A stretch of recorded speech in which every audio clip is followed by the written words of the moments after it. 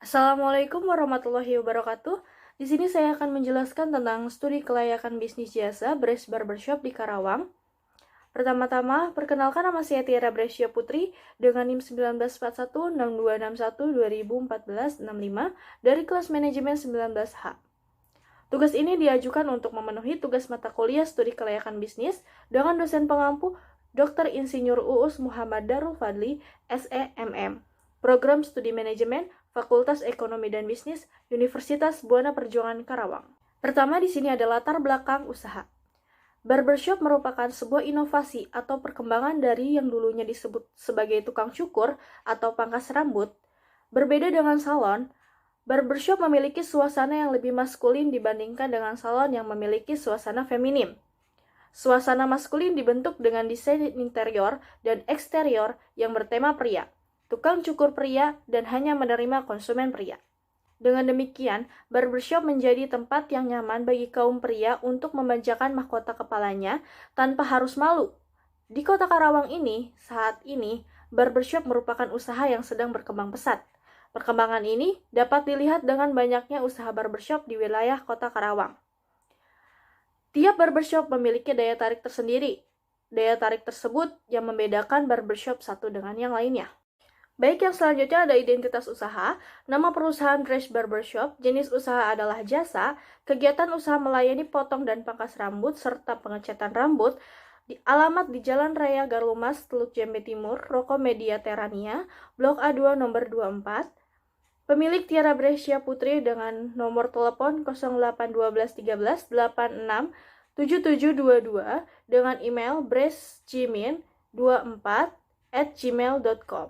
Baik, yang selanjutnya ada akta notaris. Unit usaha kami juga mempunyai bukti diri mengenai kepemilikan usaha dan keterangan lain yang berhubungan dengan Brace Barbershop yang dibuktikan dengan akta notaris di bawah ini sebagai berikut. Nama, Hotman Faiz SHMM, nomor B24TK04, 12 tahun 2021. Keputusan Menhukum memberi pengesahan badan hukum pada Brace Barbershop sesuai akta yang dibuat oleh notaris Hotman Faiz SHMM pada tanggal 12 Maret 2021 dengan nomor 24032021020009. Baik, yang selanjutnya di sini ada struktur organisasi. Yang pertama ada komisaris atau pemilik Tiara Brescia Putri, yang kedua ada direktur Jimmy Putra, yang ketiga ada manajer keuangan Tapasya Adisti, yang keempat ada manajer produksi Galih Hambali, dan yang terakhir ada manajer marketing Wulan Azkiara. Dengan uraian kerja sebagai berikut. Komisaris atau pemilik bertanggung jawab terhadap usahanya, melakukan pemasaran terhadap kebijakan direksi dalam menjalankan usaha, memberikan nasihat kepada direksi. Uraian kerja manajer keuangan, mengambil keputusan yang berkaitan dengan investasi, mengambil keputusan yang berkaitan dengan pembelanjaan, merencanakan, mengatur, dan mengontrol arus kas perusahaan, merencanakan, mengatur, dan mengontrol anggaran, merencanakan, mengatur, dan mengontrol analisis keuangan, merencanakan, mengatur, dan mengontrol perencanaan laporan dan pembiayaan perusahaan. Uraian kerja direktur bertanggung jawab dalam memimpin dan menjalankan perusahaan, memilih, menentukan, dan mengawasi pekerjaan karyawan, menetapkan strategi-strategi untuk mencapai visi dan misi usahanya, bertanggung jawab atas kerugian yang dihadapi perusahaan termasuk juga keuntungan perusahaan. Selanjutnya, uraian kerja manajer produksi, membuat perencanaan dan jadwal produksi, membuat laporan secara berkala mengenai kegiatan di bagiannya, mengawasi proses produksi agar kualitas, kuantitas, dan waktunya sesuai dengan perencanaan yang sudah dibuat, bertanggung jawab mengatur manajemen alat agar fasilitas produksi berfungsi sebagaimana mestinya dan beroperasi dengan lancar. Selanjutnya, uraian kerja manajer pemasaran, mengkoordinasi dan meningkatkan penjualan melalui selembaran kertas atau offline, mengevaluasi pencapaian target sales, membangun produksi atau jasa dari penjualan, membangun serta menjaga hubungan dengan mitra bisnis, klien, dan konsumen. Selanjutnya di sini ada bab 3, aspek pasar dan pemasaran. Pasar sasaran. Pasar sasaran yang dituju oleh bisnis Brace Barbershop adalah pria mulai dari usia 5 tahun sampai lansia, Penentuan umur yang produktif menjadi salah satu pertimbangan dalam penentuan pasar sasaran yang dituju demi kelancaran dalam proses administrasi di kemudian hari. Selanjutnya, peluang pasar. Peluang yang bisa dimanfaatkan oleh Breast Barbershop adalah pada weekend dan pada hari besar seperti Idul Adha, Idul Fitri, Natal, di mana pada hari-hari tersebut pendapatan yang didapatkan oleh Breast Barbershop dapat meningkat hingga 40%. Baik, yang selanjutnya strategi pemasaran 4P, strategi pasar atau marketing mix. Jenis produk yang dijual adalah jasa, merek dagang Breast Barbershop, nama perusahaan Breast Barbershop, dengan logo sebagai berikut. Baik, yang selanjutnya ada strategi harga atau price. Penetapan harga disesuaikan berdasarkan jenis peralatan yang dipilih atau yang diinginkan oleh konsumen. Harga yang ditawarkan berkisar antara 25.000 sampai 150.000 sesuai model rambut yang diinginkan. Selanjutnya, strategi lokasi dan distribusi atau place. Breast Barbershop memilih melakukan penjualan di Galumas yang berada di pusat kota, dilalui angkutan umum, mudah dijangkau, dekat dengan berbagai macam ruang publik kota seperti kampus, mal, rumah sakit, dan lain-lain. Strategi promosi atau promotion. Dalam kegiatan ini, perusahaan berusaha mempromosikan seluruh produk atau jasa yang dimiliki, baik langsung maupun tidak langsung. Namun, Breast Barbershop mempromosikannya melalui periklanan, menggunakan spanduk, dan mempromosikannya di media sosial. Selanjutnya, bab aspek sosial, ekonomi, dan budaya. Dampak dalam aspek sosial, lingkungan sekitar sangat mendukung untuk bangunan Breast Barbershop ini karena bermanfaat bagi warga sekitar untuk mencukur rambut mulai dari anak-anak sampai lansia. Dampak dalam aspek ekonomi, adanya peningkatan ekonomi masyarakat khususnya pada karyawan, rata-rata berpendapatan sedang dan tinggi kurang lebih 3-5 juta sehingga peminatnya tinggi. Dampak aspek budaya, usaha Breast Barbershop yang dijual ini adalah jasa yang halal, sehingga masyarakat yang menganut agama Islam atau orang Muslim tidak usah ragu lagi untuk memotong rambut pada Breast Barbershop kami. Selanjutnya, bab aspek teknologi dan teknik, pemilihan lokasi, ada di Galumas, Perumnas, Sinarbaya. Baik, bab selanjutnya ada bab aspek finansial, biaya kebutuhan investasi. Berikut ini adalah modal yang diperlukan untuk pembangunan usaha Breast Barbershop. Yang pertama ada biaya prainvestasi, biaya pembuatan studi dengan jumlah 18 juta, biaya pengurusan izin-izin 12 juta dengan total 30 juta. Yang kedua, ada biaya investasi, aktiva tetap, terwujud, bangunan, 500 juta, peralatan dan perlengkapan 150 juta, kendaraan 35 juta, dengan total biaya 685 juta. Selanjutnya, biaya aktiva tetap tidak terwujud, merek dagang 5 juta, dengan total investasi keseluruhan 720 juta. Baik, yang selanjutnya ada biaya operasional, biaya bahan baku, biaya tenaga kerja, pegawai kasir, pegawai mencukur, pegawai mencuci rambut, biaya listrik dan air, biaya pemasaran, dan biaya transportasi. Investasi 720 juta, modal awal 100 juta, umur ekonomis 5 tahun. Cara menghitung penyusutan, investasi dikurangi modal awal dibagi umur ekonomis. 720 juta dikurangi 100 juta dibagi 5 tahun sama dengan 124 juta. Selanjutnya ada arus kas. Laporan arus kas atau cash flow adalah laporan keuangan yang berisi tentang informasi penerimaan dan pengeluaran kas dalam sebuah perusahaan pada periode waktu tertentu. Mulai dari tahun 2021 sampai 2025, EIT mulai dari 100 juta sampai 190 juta dengan total 770 juta dengan penyusutan 124 juta. Untuk hasil kas bersih Procit itu adalah dari EIT ditambah penyusutan, dan untuk hasil kas bersih PV itu dari kas bersih Procit dikali diskon faktor DF dari tabel A1. Selanjutnya, penilaian kelayakan investasi, payback period. Payback period adalah suatu pengembalian modal investasi melalui keuntungan atau profit dalam kurun waktu tertentu.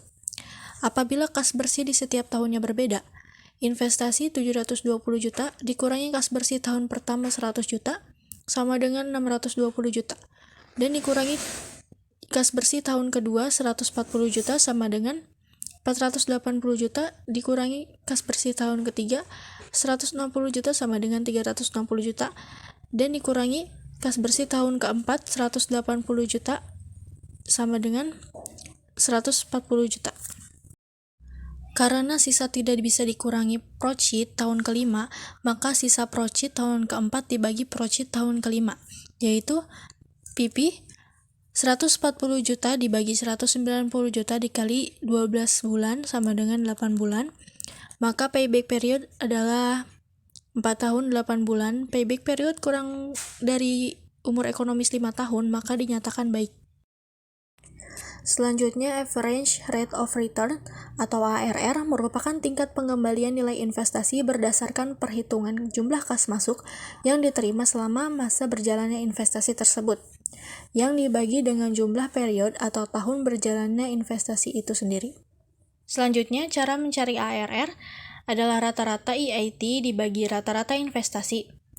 Cara mencari rata-rata EIT adalah total EIT dibagi umur ekonomis.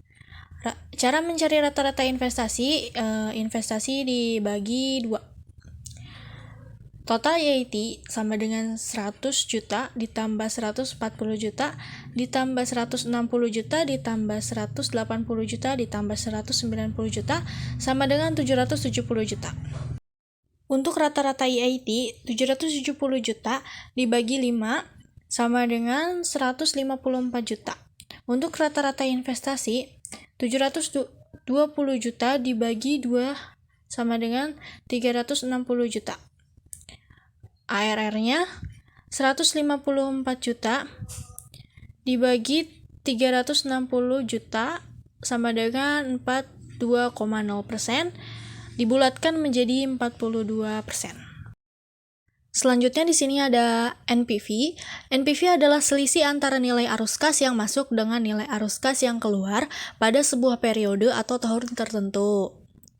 Total PV kas bersihnya 8070 dikurangi investasinya 720, jadi nilai NPV-nya 730. NPV lebih dari 0, maka usaha tersebut dinyatakan layak atau baik. Selanjutnya di sini ada internal rate of return atau IRR. IRR adalah suatu tingkat pengembalian tahunan yang akan selalu diharapkan dalam suatu investasi. Di sini rata-rata kas bersihnya dijumlahin semua. Ada 224 ditambah 264 ditambah 284 ditambah 304 ditambah 314 dibagi 5 sama dengan 278. Perkiraan PP-nya investasi dikurangi rata-rata kas bersih. Jadi 720 dibagi 278 sama dengan 2,589. Dalam tabel A2, tahun kelima diketahui yang terdekat dengan angka 2,589 adalah 582, yaitu 27%. Secara subjektif, tiap diskon kita kurangi 2% menjadi 25%, sehingga NPV-nya dapat dilihat dalam tabel berikut. Untuk mengetahui nilai PV kas bersih adalah kas bersih dikali DF 25%. Untuk total PV kas bersihnya adalah 720,582. Nilai PV negatif sama dengan 720,582 dikurangi 720 sama dengan minus 582. Selanjutnya tabel perhitungan NPV dengan DF 26%. Perhitungannya sama seperti yang tadi. Total PV kas bersihnya 704,384. NPV negatif 704,384 dikurangi 720 sama dengan minus 17616. Kemudian jika tabel tersebut digabungkan sebagai berikut, di sini ada tabel DF 25% dan 26% bila digabungkan.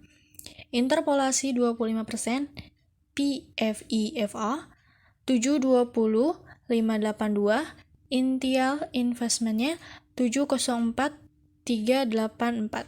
Itu dikurangi jadi 16,198. Dan yang satunya MPVFA 720, 582 dikurangi 720 sama dengan 582. Dan untuk IRR-nya, itu IL-nya 25 ditambah 582 dibagi 16.198 dikali 1%. Jadi total IRR-nya adalah 25 ditambah 0,035% sama dengan 25%.